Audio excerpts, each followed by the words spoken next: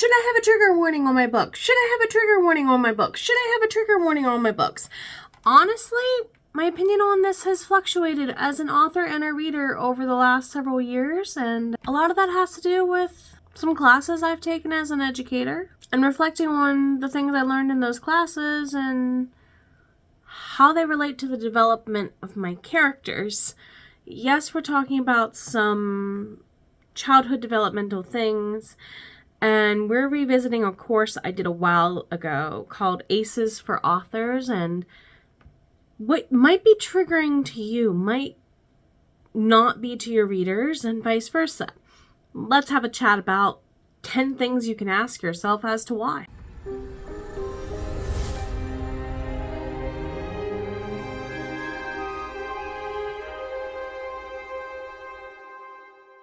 Welcome on back, everybody. My name is Jenna O'Malley. I am your soul writer, author of sci-fi, fantasy, with dashes of romance and nerdy references such as Vitae Langica, the Myrna Annals, and more tales to come.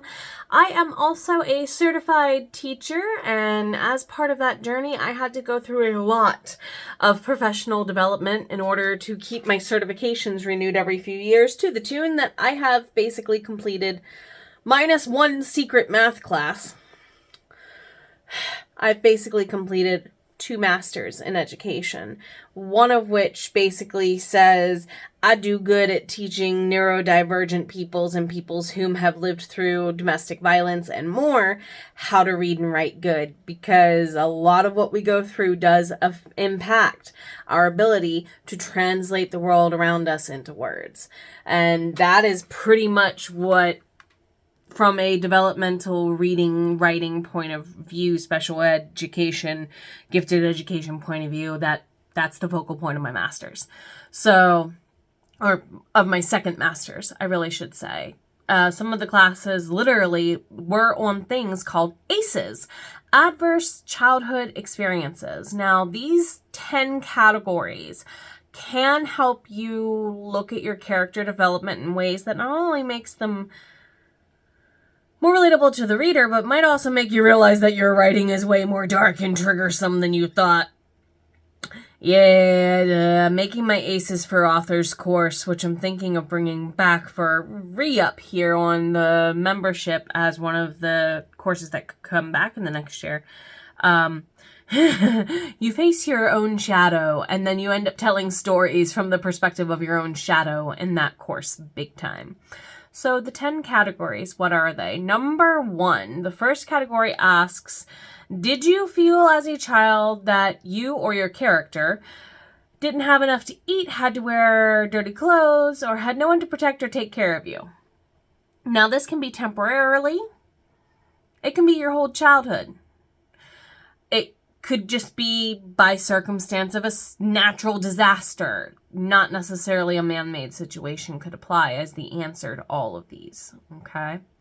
Number 2, did you lose a parent through divorce, abandonment, death, or other reasons? Now, this could also be, do you have this experience, or does your character have the experience of being a foster child, of being adopted? Now, this second category really, truly, to children whom have had more than one parental unit raise them, this category can get dicey. Look at the development of some of your characters. For example, with me, Frey. He did not have a mother figure. He was raised by the ladies of the brothel his mother belonged to. And, he's not even exactly sure if the woman who raised him was his mother either, his birth mother as a human, in the French wine countries. And then, of course, Battle of Boulogne happens, and yeah. Nefteri finds him in a field with a wounded leg when he's in his late 20s, early 30s. So, that's who his real mom, he would say, would happen to be. So this could even be a looking at your chosen mother. I'm younger than a couple of people who are like, you're the group mom, get over it. And it's so weird when that age inversion happens, but it does happen. Look at the anime Frieren, for example, where very much Fern ends up being the parental person, the human ends up taking care of the elf. Just because the elf is very much teenage mind, while the teenage human is very much young adult minded. So you can see where characters of different age groups could have different maturity levels because certain life experiences hit them a certain way at different ages with their parental groups and abandonment or not too. This does eventually take you into questions of, are they avoidant or not in some of their behaviors, and for what reasons? Number 3, do you have, or did your characters have to live with somebody whom goes through an episode, a single episode of depression, all the way to having some sort of mental illness, or maybe even someone whom no longer wanted to be here by their choosing, we'll put it that way. And that can be in a mental way, but even in like watching a parent or a grandparent waste away to a chronic illness could apply. My husband, his father kind of went through that a little bit, of watching the parents go through it slowly at a distance. I know. My dad didn't do that to us when we knew Dad was sick. And about a year later, Dad wasn't here no more. he didn't let us worry long. So you can even let those situations be part of the answer here to part 3. And yes, I'm thinking of, because I've played it here recently, the start to Stardew Valley, how the grandfather takes forever to disappear from the story. There you go. Question number 4. Did you live with anyone who had a problem with any form of addiction? Now, I say any form. The traditional questionnaire looks at substances such as non-prescribed consumption of things. We'll put it that way. I do consider alcohol as a prescribable because I know some people who have kidney and artery issues where literally certain things in wine or certain things in beer, their doctors are like, if you don't typically drink that stuff, you should. Now, mind you, the phrasing on that is, you don't typically drink that stuff. Notice certain cultures in the world who do like a good wine and a good beer don't have the heart issues that we do here in the US. Just saying. Just saying, there's something in the juice, literally. As I drink my bean juice. Bean juice? Bean soup? Anyway, coffee. So let addictions be what is addictive to that person. What's addictive to one person, addictive personality, is not going to be addictive in the same way to another addictive personality. Yes, I know I've said that word a lot in the last couple of seconds. However, my point still remains. Video games are an addiction for some people. Scrolling is an addiction for some people. Sitting down too much can be addictive for some people. This is why I love my standing desk mode. Also, at the same time, drinking too much of a good thing, like even water, can become addictively dangerous to you. This is where that whole thing of what is moderation and what thing needs to be moderated for can change depending on even if an immortal creature is involved, okay? This is why in my books, processed sugar, like high-end corn syrupy sugar, is like crack to the fae. And now that I've said that, some of you are like, oh my god, the fae drinking a soda. Exactly. Have you ever been to a Renaissance fair or a fairy fair? I see you, Sada. I have a friend who I run into at Ren Fair and Fae events, who I call my hoggle because she hoggled me. I always have an extra soda for my hoggle because I know how much better she is when she has her caffeine. So that applies in my books with sugar, at least. So to my fae, Mountain Dew Baja Blast is like crack. Dr. Pepper is like crack. And some of you are like, it is though. That's why you like it and have a hard time letting it go. Am I wrong? Tell me I'm wrong. So says the person who had the typical teacher addiction to Coca-Cola forever and a day. Next question. Number 5. Did your parents or adults in your life and in your home ever physically follow through on or simply threaten to harm each other? Now, this does phrase it in the way of adults. I'm going to lump in and just say anybody older than the current person's perspective we're seeing the room from. Now, mind you, I say that because my brothers were adults. Some of you from bigger families and some of you who write for immortal families understand age gaps can be far more natural in that progression. Yes, I'm looking at Bjorn and Rochelle, the fact that they have 13 kids over the course of 300 years. You can betcha she's not popping them out back to back to back. She's giving herself a break in between. She wants them to be able to thoroughly take care of themselves before she tries to bring another singleton in the world only to conceive twins. Because that's how she and Bjorn made it happen. They were not individual pregnancies. Some of them were twins. So, on that note, being what it is, you can also look at the next question as kind of being the same perspective. That character's age, your character's age, or older, answer this question. Did a parent or an adult ever become incarcerated? Now, this could be overnight. It can be innocence on accident. It could be on purpose. It does not matter the reason or the wrongings behind why the incarceration or the prison or jail time exists. Therefore, did an adult presence that was frequent in this perspective's life,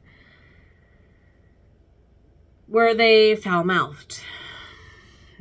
Some of you are like, I'm starting to see that some of my books could be more triggersome to other people. You see why branding matters. You see why branding matters.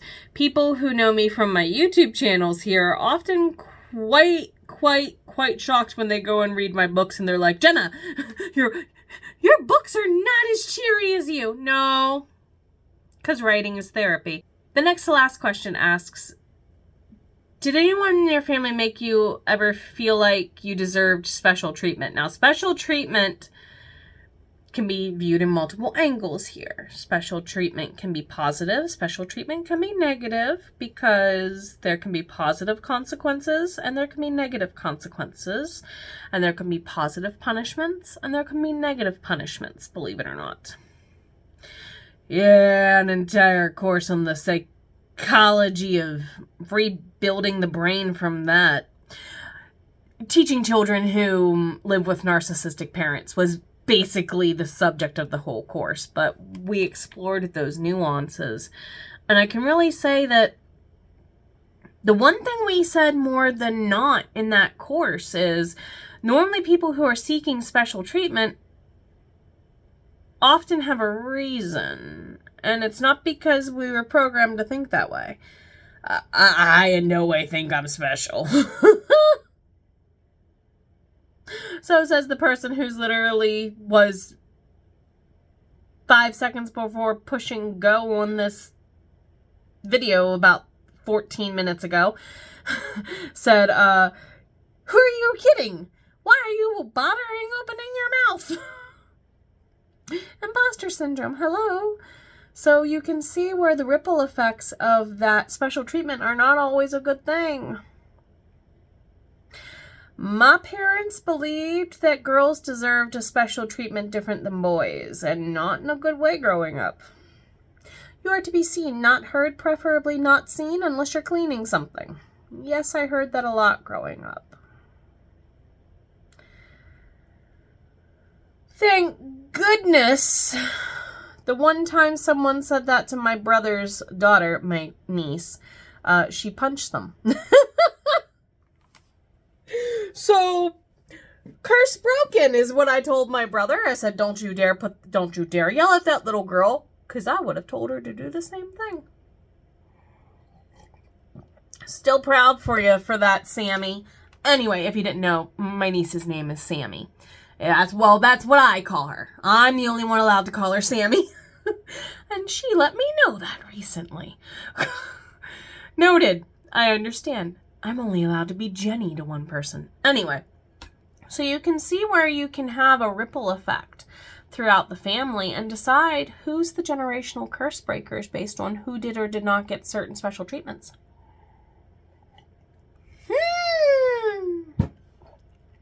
Some of you are analyzing your own lives a little much here. Let's focus on our characters. Let's focus on the common ground that's a little softer and squishier. So a final question asks, did you experience any unwanted contact? I like to leave it at that and let you use your imagination to fill in here, because unwanted contact does not have to be physical, in my opinion. The form makes it seem physical. It doesn't have to be. It can be spiritual. An unwanted contact can be a spiritual one. This is why I do not agree with baptizing babies. I don't. I disagree with every religion that agrees. You should do it for protective reasons. You should let the person decide when they're old enough to make a mature decision for themselves. Besides, most mother figures and most spiritual belief systems and religions all would protect the baby just because anyway, without a ritual to do so. Just saying. Most of the time, the baby's already taken care of on the spiritual end. The human doesn't need to intervene. Let them be the looker-afterer of themselves. Okay? As my grandmother used to say, girlfriend, you got so many people walking around you who got your back and you don't even know they exist. I, as a little kid, thought she was talking about the friends I had yet to meet in real life. That does apply.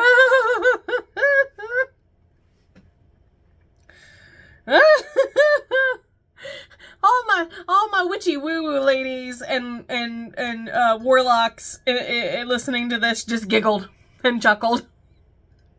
No. There's a reason sometimes you never meet XYZ relative and they go before you go. Or early in your life and you only know each other briefly, right? Some of you are like, I have that grandmother or that grandfather or that aunt, uncle, or cousin in my lineage. And all you have to do is say their name. And it causes interesting things to happen. So you can let that apply in your books too. Don't let the contact just be a physical one. Someone can contact you in a relationship way that you don't like. Say, for example,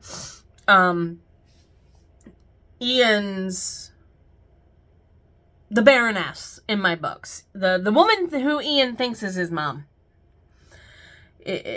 She uses his relationships against him his entire life. And he has no clue until the start of book 1. So you can see where moving the pawns in people's life like a chessboard without them knowing or without their permission.